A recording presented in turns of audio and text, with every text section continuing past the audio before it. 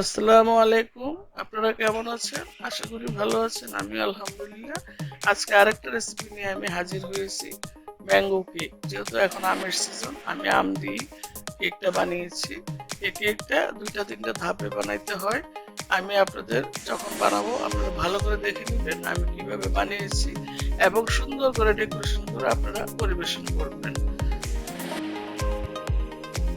এই যে দেখুন, আমার সবকিছু লেখা আছে, আপনার লেখাগুলি পড়বেন আমি কি কি উপকরণ দিয়েছি আর কত সুন্দর হয়েছে। দেখুন, গোলাপের পাপড়িটা অবশ্যই ইউজ করবেন আপনারা।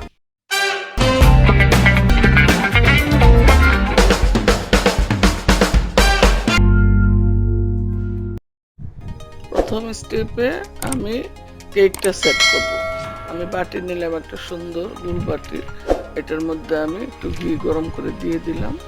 এখন আমি কেকটা সুন্দরভাবে সেট করে নেব। আমি একটু গুঁড়া করে দিয়ে তারপর আবার কেকগুলি পিস পিস হিসেবে আমি সেট করবো। আপনারা গুঁড়া করেও করতে পারেন আর এরকম আস্তভাবেও করতে পারেন, দুইভাবে দেখিয়ে দিলাম। তো এইভাবে সুন্দরভাবে কেকটা সেট করে নেবেন। সেট করে তারপরে আমি 2 ঘন্টার জন্য ফ্রিজে রেখে দিব। এই যে দেখুন আমি কিভাবে সেট করতেছি, এইভাবে আপনারা সেট করবেন। আর আমার চ্যানেলটা ভালো লাগলে অবশ্যই আপনারা সাবস্ক্রাইব করবেন। আর আপনারা এতদিন আমার সাথে আছেন, আমার অনেক ভালো লাগছে যারা আমার সাথে আছেন।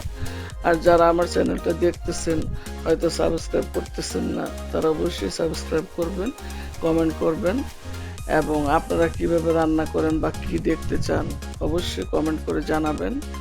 আর আপনাদের যদি ভালো লেগে থাকে তাহলে কমেন্ট করবেন।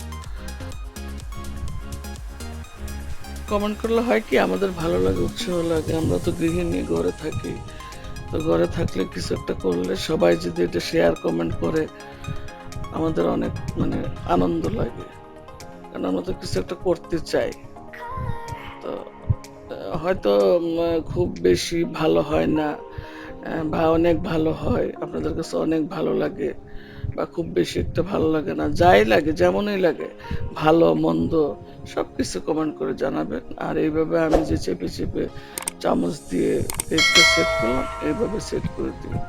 আমি এখানে দুধ দিয়েছি, আপনার ইচ্ছা করলে চিনি শিরাও দিতে পারেন। যেহেতু আমি কেকটা চিনি দিয়ে বানানো, এই জন্য আমি দুধ দিয়েছি। এখন আমি 2 ঘন্টার জন্য এটা ফ্রিজে রেখে দিব, আর আমি আমের প্রসেসিংয়ে চলে যাব।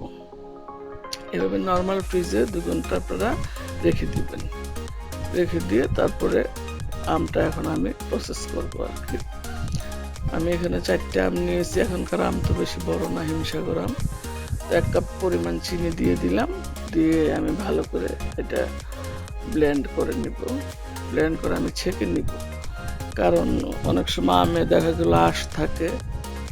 তো আঁশটা যাতে না থাকে, আঁশ থাকলে বাচ্চারা কিন্তু খেতে চায় না মুখে কিছু পড়লে, বা বড়দেরও ভালো লাগবে না। তো দেখবেন আঁশ আছে কিনা। তো আমি এই জন্য ভালোভাবে একটু চালনি দিয়ে ছেঁকে নিলাম আর কি। ছেঁকে নিয়ে আমি এই যে চুলায় বসালাম। আমি 1 চামচ আগার আগার দিয়ে দিলাম, আর 1 চামচ কর্নফ্লাওয়ার দিয়ে দিলাম। দিয়ে এটা মিশিয়ে একটু ভালোভাবে, আমটা মিষ্টি ছিল, চিনি তো আমি আগেই দিয়েছি, তো আর দেওয়া লাগবে না। ভালোভাবে এটা মিশিয়ে তারপরে ডিমে আছে আর কি, লো আঁচটা আপনারা কম রাখবেন।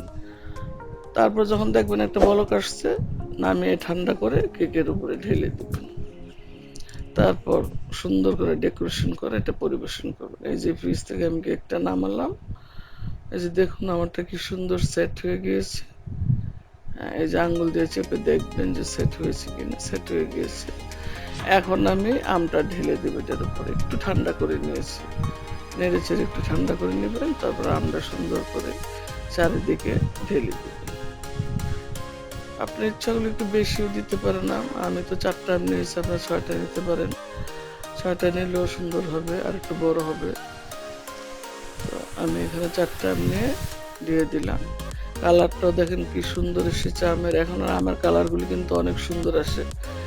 আম তো আমরা এমনি সাধারণত খাই, কিন্তু যদি একটু অন্য কিছু বানিয়ে খাই তাহলে হয় কি ভালো লাগে। তো আমি আজকে এই জন্য কেক বানালাম। আবার আমি 2 ঘন্টা রেখে দিলাম, আমটা সেট হয়ে গেল। এই যে দেখুন আমটা কি সুন্দর সেট হয়ে গিয়েছে। আমটা সেট হলে আপনারা বুঝতেই পারবেন, উপর থেকে শক্ত হয়ে যাবে। এই যে অনেক সুন্দর সেট হয়ে গিয়েছে। এখন আমি এটা ডেকোরেশন করব। কিছু পেস্তা বাদাম আমি কুচিয়ে নিলাম, সুন্দর করে আমি উপরে ছড়িয়ে দিব। মানে ডেকোরেশনটা আপনাদের ইচ্ছা মতো, আপনারা যেভাবে ইচ্ছে এভাবে ডেকোরেশন করতে পারেন। তো এটার মধ্যে গোলাপের পাপড়ি দিয়েছি, পাপড়িটা অবশ্যই দিবেন, দিলে অনেক সুন্দর লাগবে আর কি দেখতে।